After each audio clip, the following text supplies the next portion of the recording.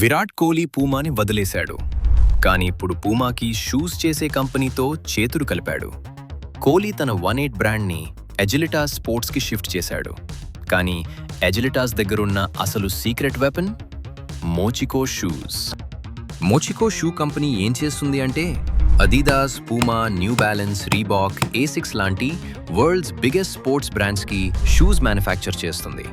అంటే కోహ్లీ పూమాను వదిలేశాడు, కానీ ఇప్పుడు అదే world class manufacturing, technical expertise, quality standards తన 18 బ్రాండ్కి కూడా డైరెక్ట్ యాక్సెస్లో ఉన్నాయి. ఇది కేవలం బ్రాండ్ చేంజ్ కాదు, ఒక లాంగ్ టర్మ్ స్ట్రాటజీ.